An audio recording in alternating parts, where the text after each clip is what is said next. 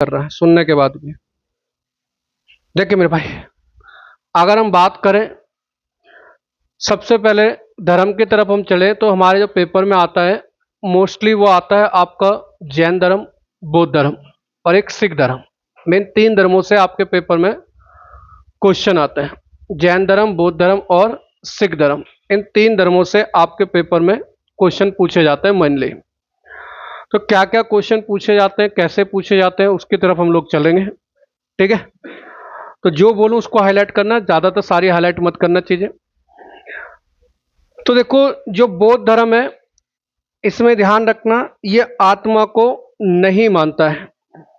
बौद्ध धर्म आत्मा को नहीं मानता है और ना ही ईश्वर को मानता है। ठीक है, बेसिक चीज। जो जैन धर्म है वो आत्मा को मानता है लेकिन ईश्वर को नहीं मानता है। ठीक है, और जैन धर्म के अनुसार ये कहता है कि संसार के हर कण कण में आत्मा वसी है, चाहे वह चीज सजीव हो चाहे वो निर्जीव हो। लिखना नहीं है, अभी हाईलाइट नहीं करना, जितना मैं जब से बोलूं तब से आप हाईलाइट करना। अब आ जाओ आजीवक धर्म, इस पर हाईलाइट करना। आजीवक धर्म पर सिर्फ इतना हाईलाइट करना, आजीवक धर्म के संस्थापक कौन थे? मखली पुत्र गोशाल। पीछे पेज पे लिखा होगा 61-62 पे देख लीजिए, आसपास में लिखा होगा। तो जो आपसे पूछा जाए आजीवक धर्म के संस्थापक कौन थे, तो आंसर आ जाएगा मखली पुत्र गोशाल। ठीक है, मखली पुत्र गोशाल। एक तो ये क्वेश्चन आ जाता है। फिर क्वेश्चन आता है अशोक ने आजीवक संप्रदाय के लिए कौन कौन, या अशोक किस धर्म को मानता, तो लिखना अशोक ने बिहार के बराबर की पहाड़ी को काटकर आजीवक संप्रदाय के लिए 4 गुफाएं बनवाई थी। और इन 4 गुफाओं का नाम याद रखना, सुदामा, कर्ण चौपाड़, लोमस और राजा की झोपड़ी। फिर कभी कभी पेपर में क्वेश्चन ये भी आ जाता है। ठीक है, तो ये अशोक का ध्यान रखना, अशोक ने 4 गुफाएं बनवाई थी। नेक्स्ट आ जाते हैं बौद्ध धर्म पे। बौद्ध धर्म पे सबसे ज्यादा याद रखना, आज पेपर में डायरेक्ट क्वेश्चन आएगा आजीवक धर्म के संस्थापक कौन थे, तो आंसर आता है मखलीपुत्र गोशाल। ठीक है भाई, अब इसे सुनते रहो, कल आपको बुक दे देंगे। ठीक है, मखलीपुत्र गोशाल। फिर एक बार ये पेपर में हाल ही में एनटीपीसी में क्वेश्चन आया था कि बौद्ध धर्म का एक शब्द में अर्थ बताओ। तो ध्यान रखना, प्रत्यय समूह उत्पाद बौद्ध धर्म का एक शब्द में अर्थ है। बौद्ध धर्म कहता है कि किसी वस्तु का होना उसका कार्य और कारण का नतीजा है, मतलब किसी ना किसी कार्य के लिए किसी ना किसी व्यक्ति वस्तु की उत्पत्ति हुई है। बात करते हैं नेक्स्ट, नीचे आ जाइए। ये हमें देखो, नीचे ये शाक्य मुनि, इन चीजों के अभी बारे में मत पढ़िए, यहां पर हाईलाइट करिए। देखो, जो बुद्ध का जन्म हुआ, जीवन के प्रतीक ये पूछे जाते रहते हैं। तो जीवन के प्रतीक में क्वेश्चन आता है, जैसे हाथी गौतम बुद्ध के जीवन का किसका प्रतीक है। तो पेपर में आपके सामने ऐसा क्वेश्चन नहीं आएगा। आपके पेपर में क्या होगा, 4 ऑप्शन दिए होंगे, कहेगा इसको मिलान करो। ये मिलान के लिए क्वेश्चन आता है। तो हाथी जो है इनके गर्भ में आने का प्रतीक है, कमल इनके जन्म का प्रतीक है, सांड यौवन का प्रतीक है, शेर स्मृति और विकास का प्रतीक है। जब इन्होंने गृह त्याग करा तो उस घटना को कहा गया महाभिनिष्क्रमण। गृह त्याग करने की घटना कहलाई महाभिनिष्क्रमण। और इन्होंने जब बोधि वृक्ष के नीचे ज्ञान की प्राप्ति करा तो उस घटना को कहलाया संबोधि। ठीक है, और इस वृक्ष को जो कटवाया था, बोधि वृक्ष को किसने कटवाया था? गोंड राजा शशांक के द्वारा आगे चलकर इसे कटवाया गया था। जब इन्होंने अपना पहला उपदेश दिया तो वो कहलाया धर्म चक्र प्रवर्तन। ऊपर देखेंगे लिखा हुआ है, जब इन्होंने अपना पहला उपदेश दिया तो क्या कहलाया? धर्म चक्र प्रवर्तन। अभी बताएंगे किसको दिया, कैसे दिया। अभी सिर्फ हम अंदर की तरफ जा रहे हैं कि भाई जब अपना पहला उपदेश देंगे। जो इन्होंने निवाड़ प्राप्त करा, इच्छाओं का त्याग हो गया, तो उसको कहा गया निर्वाण। और जो इनके मृत्यु का प्रतीक होता है महापरिनिर्वाण। अब देखिए जब नीचे की तरफ देखेंगे बड़े ध्यान से पढ़ना, हाईलाइट मत करना, देखो ध्यान से समझना। देखो जैन धर्म, बौद्ध धर्म और अन्य धर्मों में भिक्षा मांगने वाले लोग होते हैं। तो देखो जो अविवाहित हैं उनके लिए देखो सब में भिक्षु भिक्षुणी भिक्षु भिक्षुणी भिक्षु भिक्षुणी, जो अविवाहित है। लेकिन जब आप देखोगे कि जैन धर्म में जो विवाहित है, नीचे हाईलाइट करना, जो जैन धर्म में विवाहित है उसको भिक्षु को बोला जाता है श्रावक, और जो महिला है उसे बोला जाता है श्राविका। बौद्ध धर्म में जो व्यक्ति भिक्षु है, जब अगर शादी होगी तो उपासक बोला जाएगा, और दूसरे को बोला जाएगा, महिला को बोला जाएगा उपासिका। बस अन्य धर्म का हाईलाइट मत करना। अब आ जाते हैं, नीचे आ जाइए।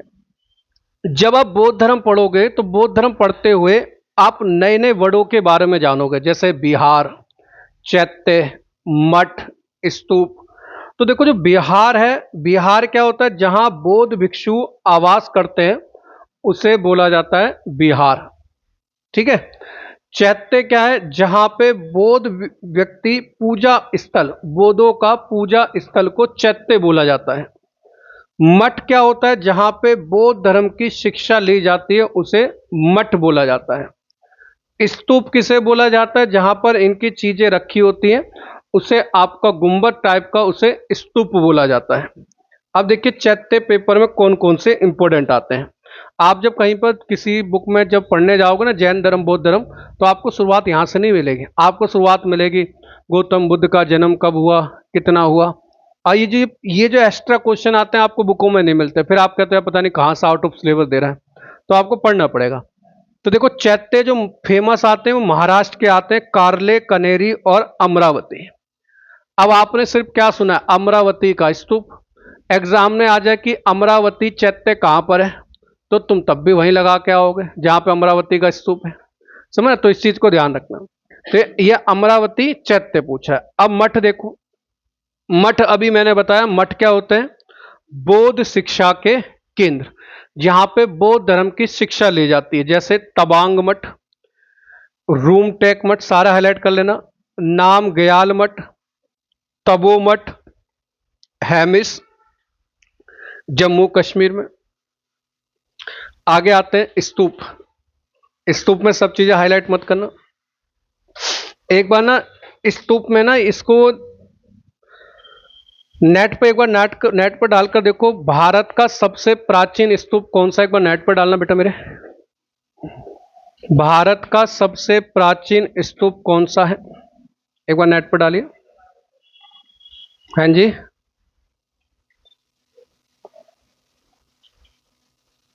एक बार सर्च करना, भारत का सबसे प्राचीन, सांची का ना, सही है, ये तो सही है, कोई नहीं, चलो लिख लो। मुझे लगा कुछ थोड़ा सा मुझे दिक्कत लगी थी। तो सांची का स्तूप भारत का सबसे प्राचीन स्तूप है। ये मध्य प्रदेश के रायसेन जिले में है। ठीक है, सांची का स्तूप ये भारत का सबसे प्राचीन स्तूप है और ये भारत के रायसेन जिले में है। अगला देखो, एक और डाल के देखिए, भारत का सबसे बड़ा स्तूप कौन सा, एक बार डालना। मुझे इसमें एक ऐसा याद है, कुछ एक डाटा गलत था इसमें, मैंने याद पिछली बार पढ़ा था। हाँ जी, कौन सा, सांची का बता रहे हैं बच्चे तो अभी।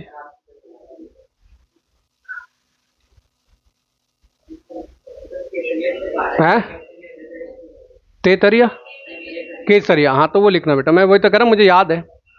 मैं यहां पे ना इसको प्राचीन काट देना, ब्रैकेट में लिखना केसरिया। अगर ऑप्शन में केसरिया हो तो आंसर केसरिया लगाएंगे। जहां सांची का स्तूप लिखा उसके नीचे लिख दो केसरिया स्तूप, केसरिया का स्तूप। कहां पर है ये, हाँ सबसे बड़ा कौन सा, केसरिया। सांची का सही है ना, तो सबसे बड़ा सही कर लेना। मैं कह रहा हूं तो कोई ना कोई चीज गलत है। तो जहां पे लिखा ना भारत का सबसे बड़ा स्तूप, ब्रैकेट में लिखना केसरिया। कहां पर है ये आपका, बिहार के चंपारण में, लिख लेना बेटा। क्योंकि मुझे ना ऐसा होता है, मुझे अगर किसी बच्चे ने एक बार डाटा कोई बता दिया कि सर जी यहाँ पे कुछ गलत लिखा हुआ है, वो मेरे दिमाग में बैठ जाता है। तो भारत का सबसे बड़ा स्तूप है केसरिया, जो आपके बिहार के चंपारण में है। इसको हाईलाइट सही कर लेना। बरहुत का स्तूप याद रखना कहाँ पर है, मध्य प्रदेश के सतना जिले में है।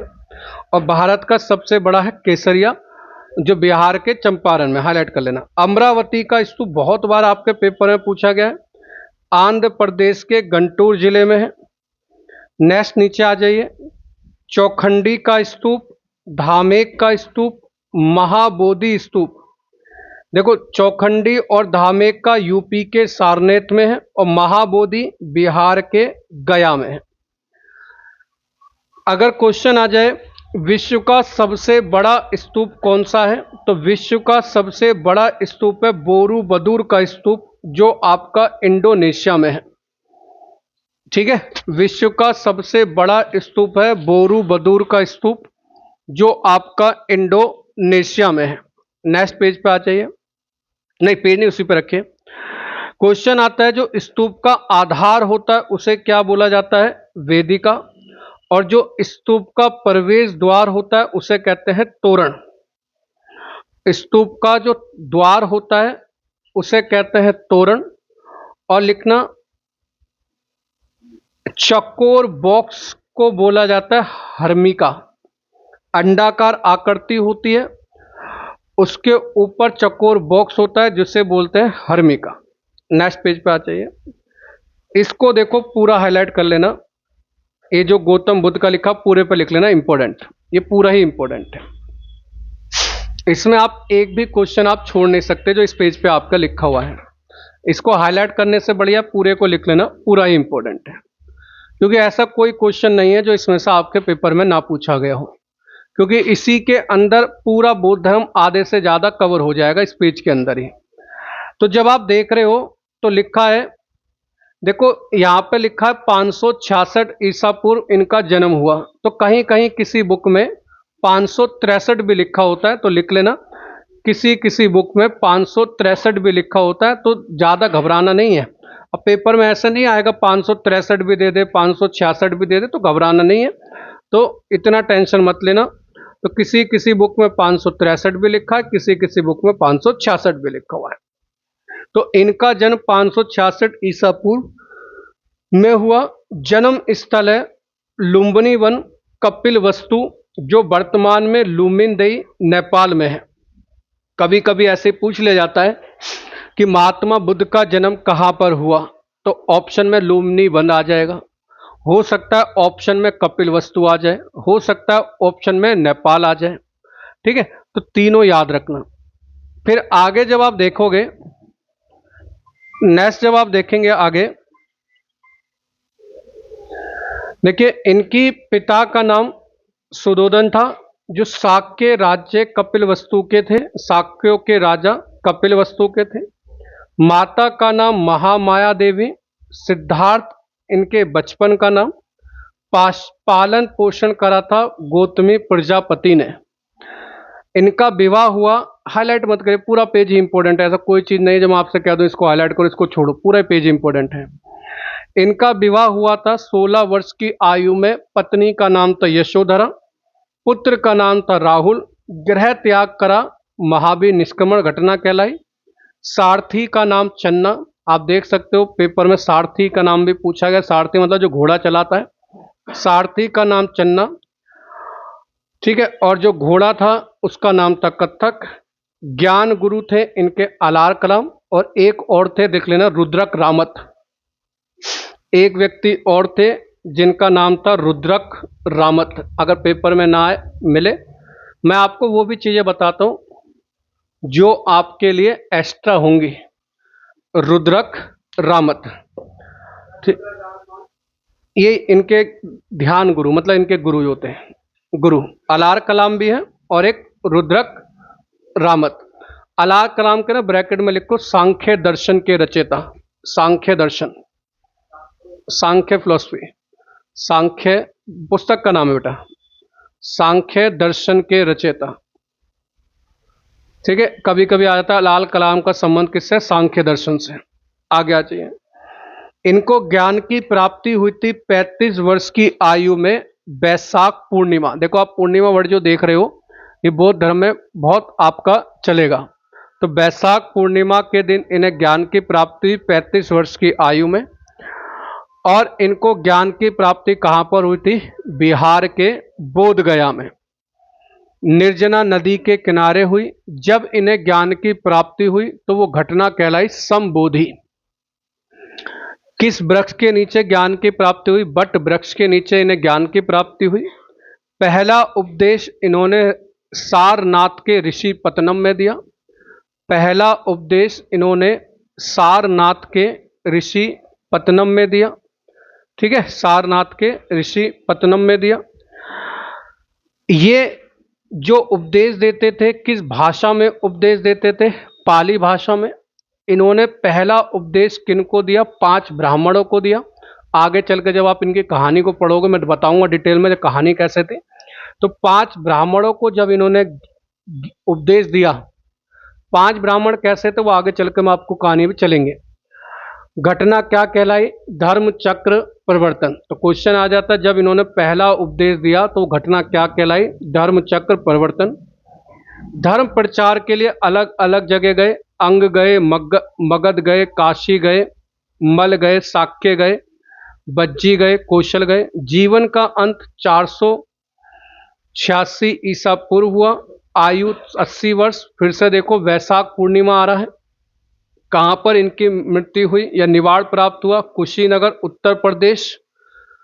ठीक है, महापरिनिर्वाण प्राप्त हुआ। देखो इसमें लिखा भी है बुद्ध का जन्म, ज्ञान की प्राप्ति और महापरिनिर्वाण तीनों वैशाख पूर्णिमा के दिन हुआ। इसीलिए वैशाख पूर्णिमा को बुद्ध पूर्णिमा भी कहा जाता है। इसी के कारण ही हमने जब 18 मई 1974 को राजस्थान के पोखरण में जब पहला परमाणु परीक्षण करा तो उसका नाम भी हमने क्या रखा था? स्माइलिंग बुद्धा रखा था। आप देखो ऊपर एक पिक भी दे रखी है। तो क्वेश्चन ये भी आ जाता है कि बुद्ध के जीवन पर आधारित एक पुस्तक है। इमेज देखो उसी में दे रखी है बुद्ध की, उसी पेज पे। तो लिखा है बुद्ध के जीवन पर आधारित एक पुस्तक है लाइट ऑफ एशिया। ये किसने लिखी है? तो लाइट ऑफ एशिया जो पुस्तक है वो एडविन अर्नाल्ड ने लिखी है। तो ये चीज का ध्यान रखिए। नेक्स्ट पेज पे आ जाइए। देखिए अब यहां से आपको हाईलाइट कुछ नहीं करना, बस चीजें समझते हुए जानी। जो एक्स्ट्रा चीजें होंगी वो मैं आपको हाईलाइट करवाता चला जाऊंगा, क्योंकि पिछले पेज पे आपने सारा वो एक ही पेज पर है जो आपको पढ़ना था मेन।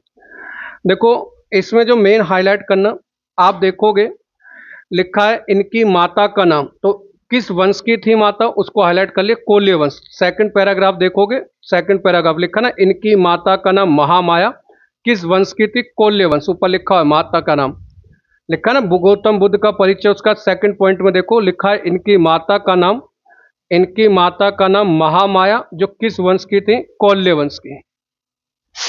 ठीक है, तो इनकी माता का वंश का नाम याद रखना। अब इनका देहांत हो गया था तो गौतम बुद्ध का सारा पालन पोषण इनकी मौसी प्रजापति गौतमी ने करा था। ये पीछे पेज पे आप पढ़ चुके हो, इसको हाईलाइट करना। इनका नामकरण किसने करा था? आसित। इनका नामकरण करने वाले ब्राह्मण का नाम क्या था? आसित। और इन्होंने जो इसका नाम रखा तो इन्होंने इसका नाम रखा सिद्धार्थ। अब इन्होंने जब सिद्धार्थ नाम रखा तो इनके पिता चौंक गए कि भाई सिद्धार्थ नाम क्यों रखा? क्योंकि सिद्धार्थ का अर्थ होता है जिसकी सभी इच्छाएं क्या हो चुकी हो? पूरी हो चुकी हो।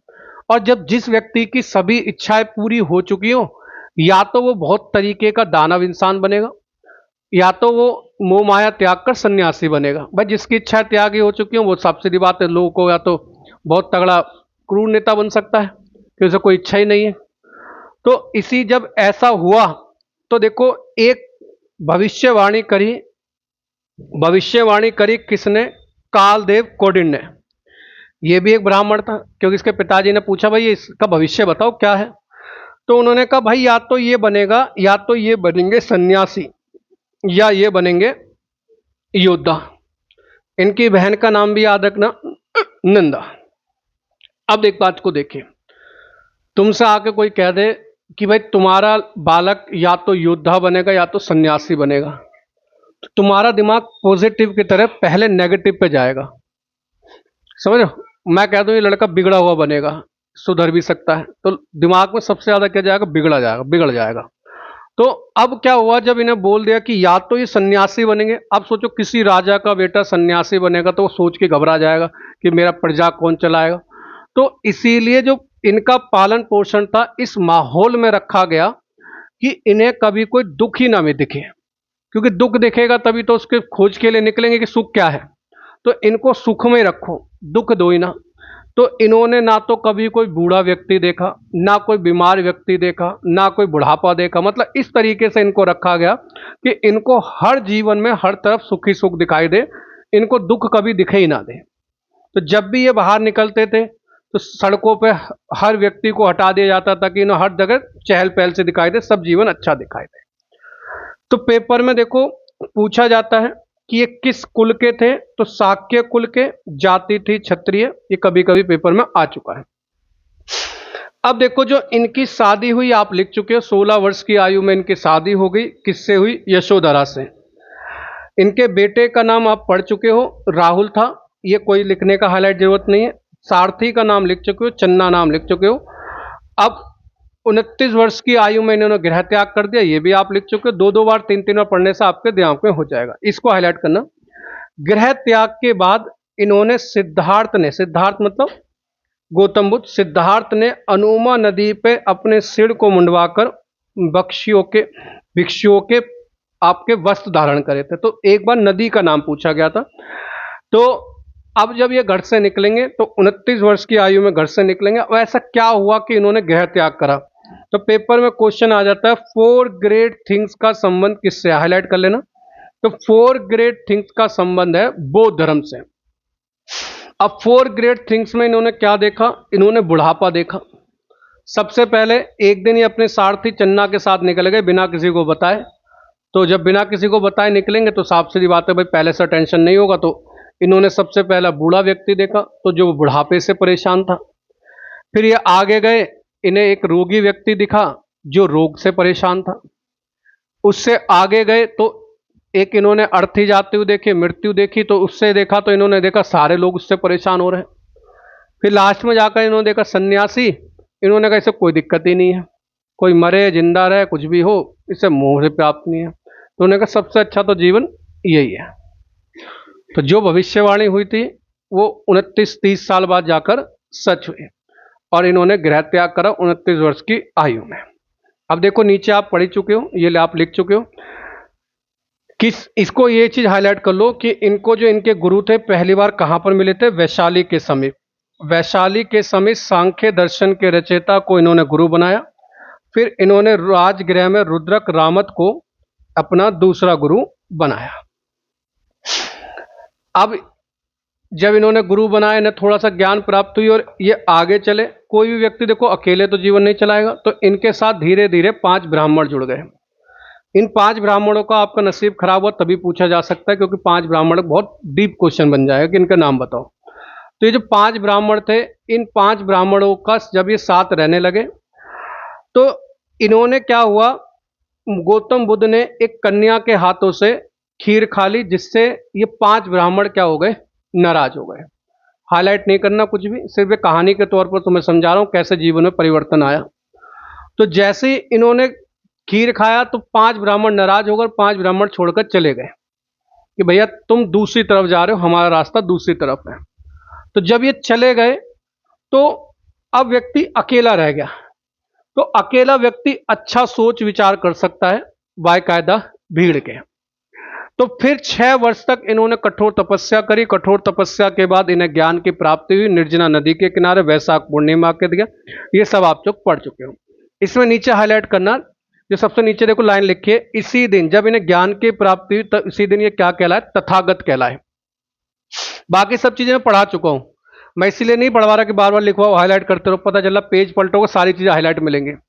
तो तथागत का मतलब है क्या है? सत्य है ज्ञान जिसका।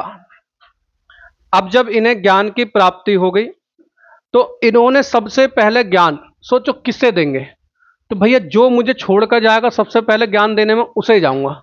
तो जो मुझे छोड़ के जाएगा मैं कहूंगा ले बेटे देख मेरे को कितना ज्ञान, तू मेरे साथ रहा तो कुछ ज्ञान नहीं हुआ, तेरे जाते मेरा ज्ञान की प्राप्ति हो गई। तो सबसे पहले इन्होंने जो ज्ञान दिया वो किनको दिया? उन्हीं ब्राह्मणों को दिया जो इन्हें छोड़ के गए थे। ठीक है, तो मैंने बताया था 5 ब्राह्मणों की कहानी बीच में आएगी, तो इन्होंने सबसे पहले उन्हें ही ज्ञान दिया। फिर ये ज्ञान के लिए धीरे धीरे आगे चलते चले गए। नीचे हाईलाइट करना, सारनाथ में इन्होंने प्रथम वर्षावास बताया।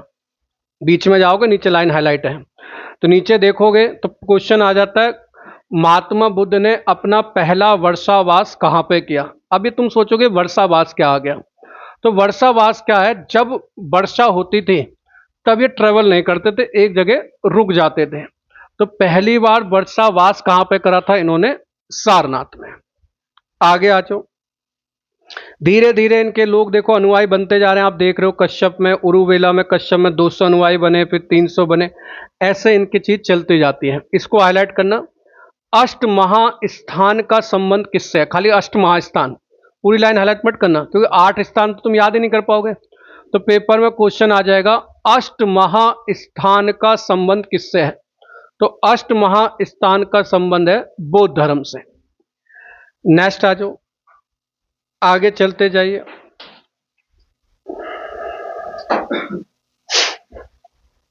अब यहां पे आइए, देखो एक लाइन दिख रही होगी कपिल वस्तु में, कपिल वस्तु से राजगृह गए। दिख रही है लाइन, हाईलाइट नहीं करना अभी, देखो मैं उस लाइन को बता रहा हूं, वहां पर पढ़ो। देखो क्वेश्चन आता है, क्वेश्चन पूछा जाता है इनका सबसे प्रिय शिष्य कौन था, तो यहां पर देखो आनंद। तो पेपर में क्वेश्चन आएगा कि आनंद इन्हें कहां पर मिला था? राजगृह में। इनका सबसे प्रिय शिष्य कौन था? आपने सुना होगा ना, गौतम बुद्ध का सबसे प्रिय शिष्य थे आनंद। तो आनंद इन्हें कहां पर मिले थे? राजगृह में। तो राजगृह में इन्हें आनंद मिले। ठीक है, आनंद मिले। और पेपर में कभी कभी आ जाता है कि इनके चचेरे भाई का नाम क्या था? देवदत्त। तो देवदत्त ने क्या करा था? इनको मारने की भी कोशिश करी थी। हाईलाइट नहीं करना, सिर्फ इतना ध्यान रखना, चचेरे भाई का नाम था देवदत्त। अब हुआ क्या, अब जब ये राजगृह से वैशाली जा रहे थे तो वैशाली जाते हुए क्वेश्चन आता है किसके कहने पर संघ में महिलाओं का प्रवेश शुरू हुआ? तो लिख लेना आनंद। आनंद की सिफारिश पर महिलाओं का संघ में प्रवेश शुरू हुआ। और उंगली माल डाकू महात्मा बुद्ध को कहां मिला था? वैशाली में। ठीक है, कहानी सुनी होगी, उंगली माल डाकू इन्हें कहां पर मिला था? वैशाली में। नेक्स्ट देखिए, मृत्यु हो गई है, अंतिम उपदेश, इसको हाईलाइट कर लेना। इन्होंने अंतिम उपदेश किसको दिया था? अपना सुभद्र को दिया था। इन्होंने अपना उपदेश किसको दिया? सुभद्र को। अब देखो आगे पेज पे आप देखोगे बौद्ध संगतियां। बौद्ध संगतियां सारी इंपॉर्टेंट है, कोई भी आप छोड़ नहीं सकते। ठीक है मेरे भाई, मैं आपको ये नहीं कह सकता कि भैया ये इंपॉर्टेंट नहीं है। हर बौद्ध संगति से 5 बौद्ध संगति हुई, 4 से 5 बौद्ध संगति हुई जो हर पेपर में पूछी गई। तो मैं ये नहीं कह सकता भैया इसको हाईलाइट कर लो, इसको छोड़ दो, क्योंकि सब पूछी गई है, सबके बारे में कुछ ना कुछ पूछा गया है। और बौद्ध संगतियों की अगर हम बात करें तो सबसे पहले समझिए बौद्ध संगति हुई काय को, कारण क्या था। जब कोई व्यक्ति कि जो किसी धर्म विशेष को चला रहा है और वो व्यक्ति चला जाए तो उसके बाद उसकी बात को लेकर विवाद उठने लग जाते हैं। ठीक है, जैसे कोई वो उन्होंने कहा कि भाई ऐसा करना नहीं चाहिए, तो लोग उसको कह देंगे ऐसा करना चाहिए। नहीं करना चाहिए मतलब ये करना चाहिए, कोई कहेगा इसको करना चाहिए, कोई कहेगा नहीं करना चाहिए, उन्होंने तो मना करा था, कोई कहेगा ऐसा करना चाहिए। देखते हो, समझ रहे हो ना, जैसे कहीं पर सूर्य उदय को अच्छा माना जाता है, कहीं पर सूर्य उदय को बेकार माना जाता है, कहीं पर सफेद कपड़ों को बेकार माना जाता है, कहीं पर सफेद कपड़ों को अच्छा माना जाता है। समझ रहे हो, हर किसी का देखने का तरीका अलग है। अब धर्म जो होता है वो 2 भागों में कैसे बढ़ता है? ऐसे तो बढ़ता है, कोई कहेगा जी मैं तो उनकी बात को मान रहा हूं, कोई कहेगा मैं तो उनकी जो बात मान रहे थे मैं उनकी बात को मान रहा हूं। समझ रहे हो, तो धर्म ऐसे बढ़ता है। तो ऐसे जब बौद्ध धर्म हुआ तो बौद्ध धर्म में आप यहां पर देखना, ये हाईलाइट मत करना, मैं सिर्फ समझाता जा रहा हूं। तो बौद्ध धर्म में जो सारा हाईलाइट है, चारों के चारों 5 संगति बहुत इंपॉर्टेंट है, सारी पेपर में आती है। तो पहली बौद्ध संगति जो हुई वो राजगृह में हुई, 483 बीसी में हुई। अध्यक्ष थे इसके महाकश्यप, शासन काल था अजातशत्रु का। अजातशत्रु हर्यक वंश के थे और इसमें दो पिटक बने। पिटक का शब्द का अर्थ लिख लेना, इसका मतलब होता टोकरी। एक बार पेपर में पूछा गया था, पिटक शब्द का अर्थ क्या होता है? टोकरी। अब ये ऐसा नहीं है कभी आप सोचो कि यहां पर दो टोकरियां बनाई गई, टोकरी नहीं है, ये तो एक शब्द है, क्योंकि टोकरी में चीजें रखी जाती हैं। तो इसीलिए जो इन्होंने बुद्ध के उपदेशों के को दो बुक बनाई, जिनका नाम रखा विनय पिटक और सुत्त पिटक। ठीक है। फिर आता है दूसरी बौद्ध संगति। दूसरी बौद्ध संगति वैशाली में हुई 383 बीसी में। अध्यक्ष थे सर्वकामी। शासन काल तक कालाशोक। कालाशोक किस वंश के थे? शिशुनाग वंश के। अब देखो यहां पर, देखो नीचे देख रहे होगे आप, लिखा है कि अनुशासन को लेकर मतभेद के समाधान के कारण बौद्ध धर्म स्थविर और महासंघिक दो भागों में बट गया। यहां पे बौद्ध संघ आना था। ठीक है। तो यहाँ पे आप ना बौद्ध धर्म की जगह ब्रैकेट में संघ भी लिख लो। हो सकता है कभी कभी पेपर में आपसे पूछा जाए बौद्ध संघ कितने भागों में बटा, तो बौद्ध संघ दो भागों में बट गया, स्थविर और महासंघिक। मैंने बताया कि धीरे धीरे लोगों की विचारधारा चेंज होती है। तीसरी बौद्ध संगति आएगी, देखिए तीसरी बौद्ध संगति पाटलिपुत्र में हुई 251 में हुई। अध्यक्ष थे मोगलीपुत्र तिष्य। शासन काल अशोक का, मौर्य वंश। तीसरा अभिधम पिटक जोड़ा गया। ठीक है। नेक्स्ट आ जाओ, चौथी बौद्ध संगति। चौथी बौद्ध संगति आपकी कश्मीर के कुंडल वन में हुई। समय था प्रथम शताब्दी। अध्यक्ष थे वसुमित्र और अश्वघोष। ये पहली ऐसी बौद्ध संगति थी जिसमें दो अध्यक्ष थे, लिख लेना ब्रैकेट में। पहली ऐसी बौद्ध संगति जिसमें दो अध्यक्ष थे।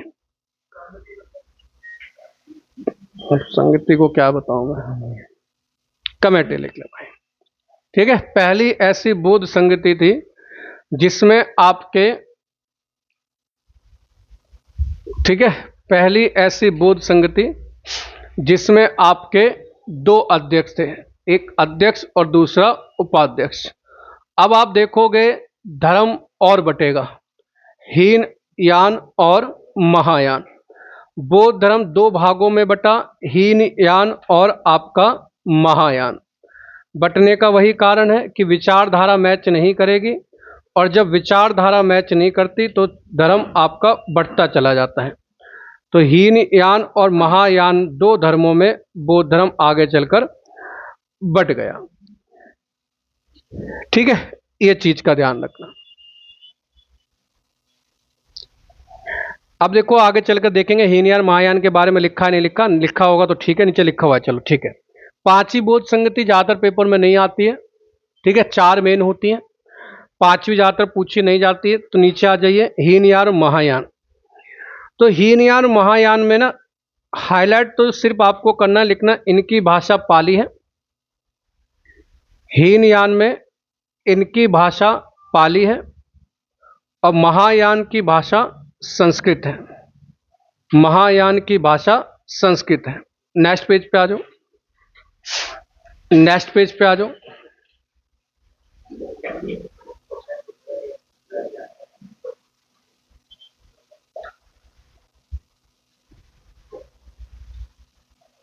नेक्स्ट पेज पे देखो, इसको हाईलाइट करना, पेपर में कभी कभी आपसे पूछ लिया जाता है। देखो इधर की साइड जाओगे, लेफ्ट हैंड राइट हैंड पे आपको लिखा है शून्यवाद।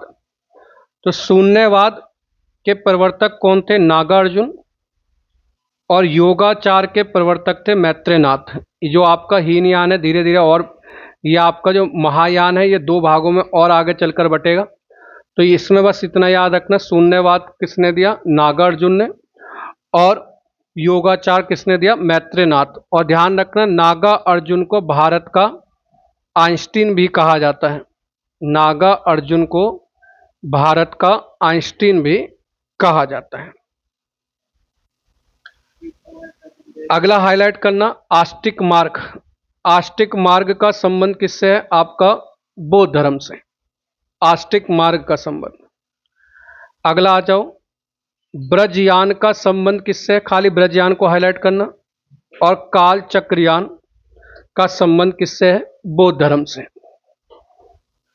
बौद्ध धर्म से।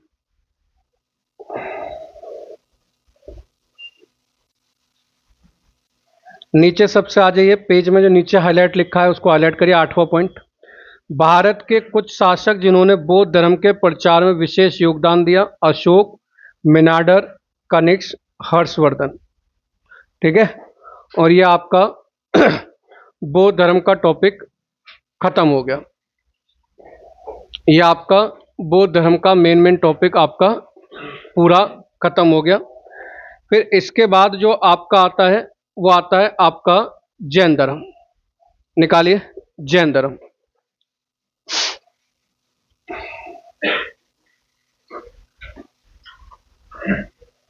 चलें भाई, जैन धर्म। तो जैन धर्म में ध्यान रखना, जो जैन शब्द होता है इसका अर्थ होता है जिन। जैन धर्म में देखो ऊपर लिखा हुआ, जैन शब्द का अर्थ होता है जिन। जिन का अर्थ होता है जिसने अपनी इंद्रियों पर विजय प्राप्त कर ली हो। ठीक है, जिसने अपनी इंद्रियों पर विजय प्राप्त कर ली हो उसे जिन बोला जाता है। बहन जी, सेंसस ऑर्गन। ठीक है, जिसने अपने इंद्रियों पर विजय प्राप्त कर ली हो। अब देखो भाषा, देखो जैन धर्म की जो भाषा थी वो क्या थी? प्राकृत अर्धमगधी। जैन धर्म की जो भाषा थी उनकी पाली थी, इनकी क्या थी? प्राकृत थी। तो पाली के बाद क्या आई? प्राकृत। आगे आ चाहिए। जैन धर्म के ग्रंथों में सबसे ज्यादा हाईलाइट करना परशिष्ट पर्वन, और इसके रचयिता थे हेमचंद्र। परशिष्ट पर्वन जिनके रचयिता थे हेमचंद। मतलब जैन धर्म के बारे में हमें जानकारी कहाँ कहाँ से मिलती है? तो बहुत सारे हैं, मगर मेन जो परशिष्ट पर्वन, कल्पसूत्र, भगवती सूत्र आगे चलकर मैं लिखवाऊंगा। जब आप हम शुरुआत में किताबें पढ़ेंगे इतिहास के बारे में जानकारी कहाँ से मिलती है, तो वहाँ पर इन चीज़ों को ढंग से पढ़ेंगे हम लोग। अब देखो जैन धर्म के जो गुरु होते हैं उन्हें क्या बोला जाता है? तीर्थंकर बोला जाता है। तीर्थंकर की जो संख्या है वो कितनी है आपकी? 24। तीर्थंकर की संख्या जो है 24। अब 24 में से आपको सिर्फ यही याद करना है कि कौन कौन से नंबर के हैं, तो इन्हें सारे हाईलाइट कर लेना। ये आपके सारे इंपॉर्टेंट हैं। सबसे ज़्यादा जो आपके इंपॉर्टेंट हैं यही सारे इंपॉर्टेंट हैं। 24 में से मेन ये सारे आपके आते हैं। क्योंकि देखो आप जब आप देखोगे कभी कभी आ जाता है कि मल्लीनाथ पूछ ले जाते हैं, कौन से नंबर के थे मल्लीनाथ? 19वें देखोगे, अरिष्टनेमी। तो ये ज़्यादातर पूछ ले जाते हैं, तो इसलिए मैंने आपको मेन में लिखवा दिया कि जो मेन है इनसे और इनके चिन्ह। आ जाइए ऋषभदेव। तीर्थंकरों में पहले आपको पढ़ने होते हैं ऋषभदेव। ऋषभदेव की तरफ आप जाओगे तो ऋषभदेव प्रथम जैन तीर्थंकर थे जिन्हें जैन धर्म का संस्थापक माना जाता है। इनकी मृत्यु कहां पर हुई थी? तो लिख लेना कैलाश पर्वत पर। इनके पुत्र का नाम है गोमतेश्वर बाहुबली। इनके पुत्र का नाम है गोमतेश्वर बाहुबली। तो गोमतेश्वर बाहुबली जब आप जाएंगे तो गोमतेश्वर बाहुबली की जो मूर्ति है लिख लेना कर्नाटक के श्रवणबेलगोला में। बातें नहीं भाई, क्वेश्चन, बातें नहीं। इनकी जो मूर्ति है कर्नाटक के श्रवणबेलगोला में है। इनकी मूर्ति कर्नाटक के श्रवणबेलगोला में है। ठीक है, क्लियर है? ये जब हम हिस्ट्री में शुरुआत के पेज पढ़ेंगे, जब आप कर्नाटक के श्रवणबेलगोला, तो जब हम शुरुआत में पेज पढ़ेंगे इस बुक के, तो वहां पर इनके बारे में डिटेल में लिखा हुआ है, तो मैं वहां पर डिटेल में पढ़ा दूंगा आपको। नेक्स्ट आते हैं पार्श्वनाथ। पार्श्वनाथ इनके 23वें तीर्थंकर थे। इनकी माता का नाम बामा, पिता का नाम अशुसेन, पत्नी का नाम प्रभावती, और ज्ञान की प्राप्ति काशी में हुई थी। इसको जरूर याद रखना। इन्हें निवाड़ कहाँ पे प्राप्त हुआ? सम्मेद पर्वत, पार्श्वनाथ की पहाड़ी पर, जो झारखंड में इन्हें मोक्ष की प्राप्ति हुई। पार्श्वनाथ ने 4 महाव्रत दिए थे। 4 महाव्रत, सत्य, असत्य, अस्त्य, अपरिग्रह। ठीक है, और इसी में एक जोड़कर महावीर स्वामी ने 5 महाव्रत दे दिए थे। तो महावीर स्वामी ने एक जोड़ दिया था ब्रह्मचार्य। ठीक है, अगर क्वेश्चन आ जाए 4 महाव्रत किसने दिए तो आंसर आएगा पार्श्वनाथ। अगर क्वेश्चन आ जाए 5 महाव्रत किसने दिए तो आंसर आएगा आपका महावीर स्वामी। नेक्स्ट पेज पे आ जाइए। जैन धर्म में 3 रत्न होते हैं, बहुत बार पेपर में पूछा गया है। जैन धर्म में 3 रत्न होते हैं, सम्यक दर्शन, सम्यक ज्ञान, सम्यक आचरण। सम्यक का मतलब लिख लेना सर्वोच्च। सम्यक का अर्थ होता है सर्वोच्च, सुप्रीम। ठीक है, सम्यक ज्ञान, सम्यक दर्शन, सम्यक चरित्र। अब देखो ज्ञान जो है 5 तरीके से लिया जा सकता है, इसको हाईलाइट मत करना, बस सबसे 5 का हाईलाइट कर लेना। जो सब इसमें माना जाता है कैवल्य है, वो सर्वोच्च ज्ञान माना जाता है। जैन धर्म में जो सर्वोच्च ज्ञान होता है वो आपका कौन सा होता है? कैवल्य। कैवल्य जैन धर्म में सर्वोच्च ज्ञान माना जाता है। ज्ञान लेने के 5 तरीके बताए गए हैं। जैसे पहला मुति ज्ञान, जो इंद्रियों से ज्ञान प्राप्त होता है कि ठंडा है, गर्म है, ऐसा। श्रुति ज्ञान, सुनने से प्राप्त, देखने होने पर ज्ञान। अवधि ज्ञान, देखने से। मन प्राय ज्ञान, दूसरों के मन को मस्तिष्क में जानने से ज्ञान। कैवल्य ज्ञान आपका सर्वोच्च ज्ञान होता है। नेक्स्ट आ जाओ मेरे बेटा, ये आ जाइए जैन धर्म के मंदिर। नेक्स्ट पेज पे जैन धर्म के मंदिर। तो जैन धर्म के मंदिर में पहला लिख लेना ऋषभ देव का मंदिर और अरिष्टनेमी का मंदिर मध्य प्रदेश के खजुराहो में है। जो खजुराहो का निर्माण चंदेल शासकों ने करवाया था। तो ऋषभ देव का मंदिर और अरिष्टनेमी का मंदिर मध्य प्रदेश के खजुराहो में है। खजुराहो के मंदिर का निर्माण चंदेल वंश के शासकों ने करवाया। देखो ये भी मैंने आपको लिखवाया था। गोमतेश्वर बाहुबली की प्रतिमा कर्नाटक के श्रवणबेलगोला में है, जिसका निर्माण चामुंड राय ने करवाया था। यहां पर हर 12 साल के बाद महामस्तक अभिषेक होता है।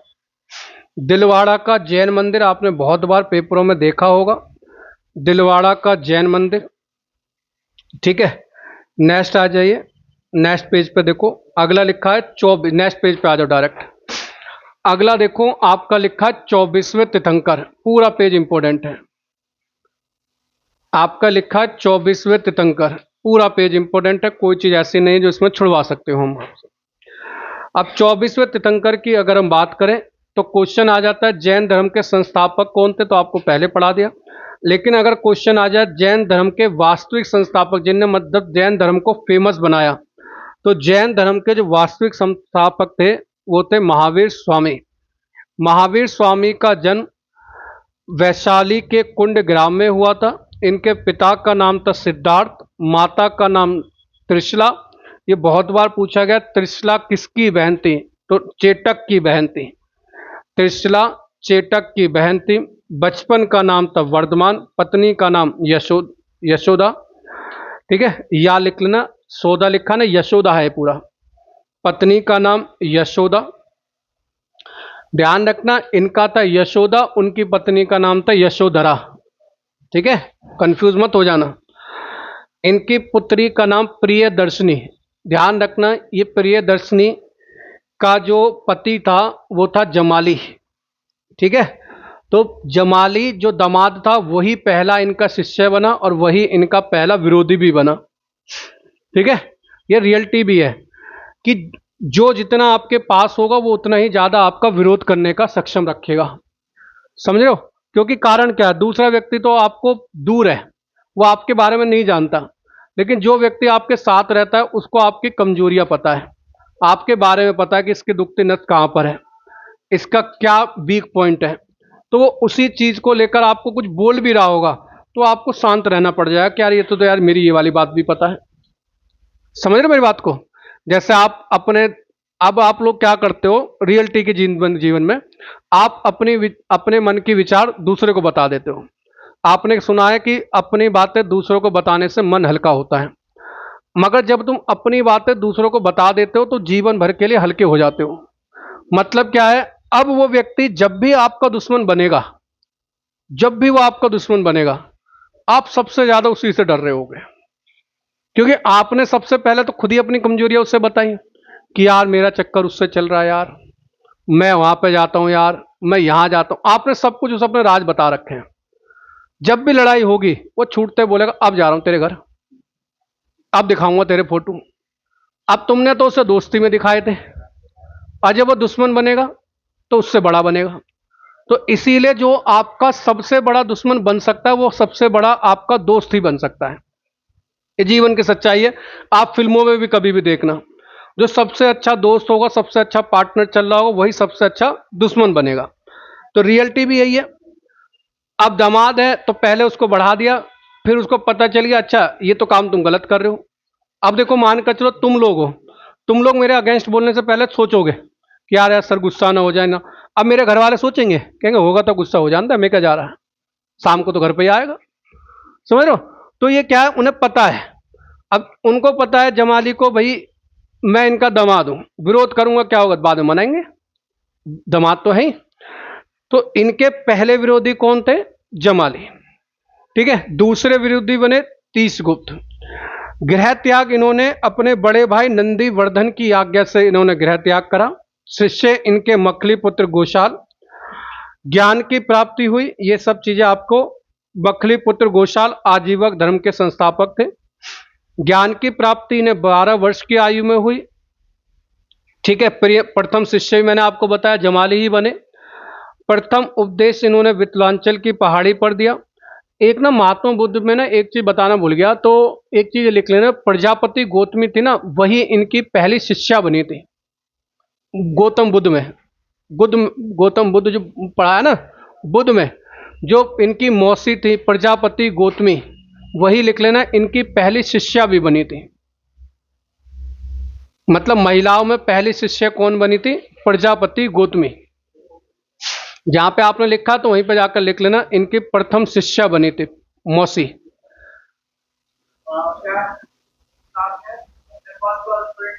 हाँ जी, प्रजापति गौतमी। दिख गया भाई? आपको जहां पे पूरा पेज लिखा होगा, परिचय लिखा होगा ना, वहां पे लिखा होगा इनका पालन पोषण इनकी मौसी ने करा, उसी के आगे आप लिख लेना कि यही इनकी प्रथम शिष्या भी बनी थी। अब डाटा याद आ गया तो लिखवा दिया एंड टू एंड, ज्यादा फिर कई पेपर में आ गया तो आपको पढ़ाया तो था मगर बताया नहीं चीज को। इनकी उपाधि देखो, उपाधि इनकी कैवलिन, जिन, अरहत और निग्रंथ, ये पूछे गए हैं बहुत बार। जीवन का अंत हुआ इन्हें पावापुरी बिहार में 468 ईसा पूर्व, यही सब चीज आता है। और जैन साहित्य को क्या बोला जाता है, इसको हाईलाइट कर लेना, आगम। नेक्स्ट पेज पे लिखा है जैन साहित्य को कहा जाता है आपका आगम। इनकी संख्या कितनी है? 14। आगम की संख्या कितनी है? 14।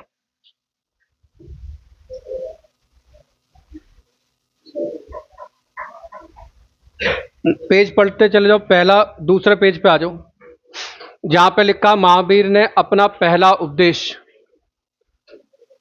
दिख गया?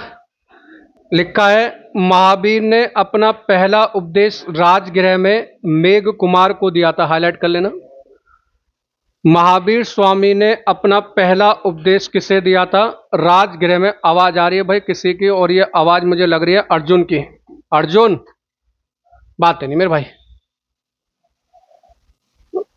नेक्स्ट देखो, आगे देखिए, इसको हाईलाइट करना। महावीर स्वामी ने अपने जीवन काल में एक संघ बनाया, स्थापना करी, जिसमें 11 प्रमुख अनुयायी थे। 11 प्रमुख अनुयायी थे जिन्हें गणधर कहा जाता है। ठीक है, तो जब तक महावीर स्वामी का जीवन काल चला तब तक 10 मर चुके थे, सिर्फ एक बचा था, उसका नाम लिखना। महावीर के बाद केवल सुधर्मण जीवित था जो संघ का अध्यक्ष बना। सुधर्मण के बाद भद्रबाहु अध्यक्ष बना। ठीक है, मतलब क्या है, जब इन्होंने अपना संघ बना रखा था उसमें 11 लोग थे, 11 में से 10 मर गए, एक बचा सुधर्मण। सुधर्मण के बाद उसके बाद कौन बना? भद्रबाहु। भद्रबाहु आगे चलकर आप पढ़ोगे, देखो यहाँ से नाम आएगा, लिखो। ये बहुत बार पेपर में क्वेश्चन आया हुआ है, बहुत बार, कि चंद्रगुप्त मौर्य को बौद्ध धर्म, जैन धर्म की शिक्षा किसने दी? चंद्रगुप्त मौर्य को। तो और चंद्रगुप्त मौर्य को जब जैन धर्म की शिक्षा प्राप्त हो गई तो इन्होंने श्रवण बेलगोला में संलेखन विधि से अपने प्राण त्याग दिए। ये बात बहुत बार पेपरों में पूछी गई है, तो ध्यान से समझना, क्योंकि जैन धर्म में क्या होता है, भूख प्यास रह के अपने प्राण त्याग दिए जाते हैं, जिसे कहा जाता है संलेखन विधि। आगे आ जाइए बेटा, इस पे बीच में रोक भी रख गई। जैन संगति पे आइए बेटा। जैन संगति, जैन संगति ध्यान रखना इतनी इंपॉर्टेंट नहीं है जितनी बौद्ध संगति इंपॉर्टेंट है। ठीक है भाई, बस खाली एक ही ध्यान रखो। तो प्रथम जैन संगति 298 में हुई, पाटलिपुत्र में हुई। राजा थे चंद्रगुप्त मौर्य, अध्यक्ष थे स्थूलभद्र, और जैन धर्म दो भागों में बट गया, दिगंबर और श्वेतांबर। नीचे आ जाइए, दिगंबर में गुरु लिख लेना आपके भद्रबाहु, और श्वेतांबर में गुरु लिख लेना आपका स्थूलभद्र। ठीक है, लिखा हुआ स्थूलभद्र।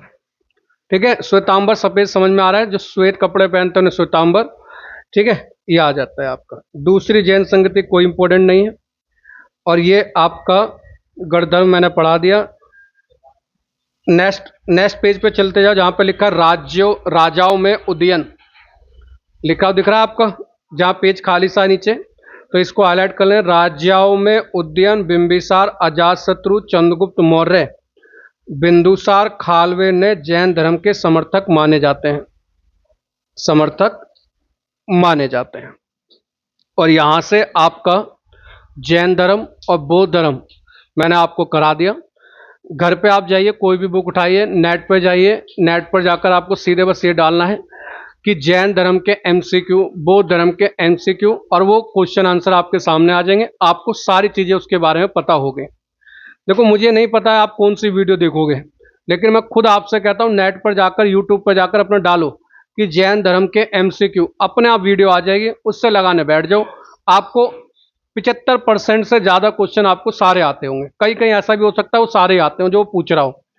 ठीक है, तो घर पे बैठ के उसको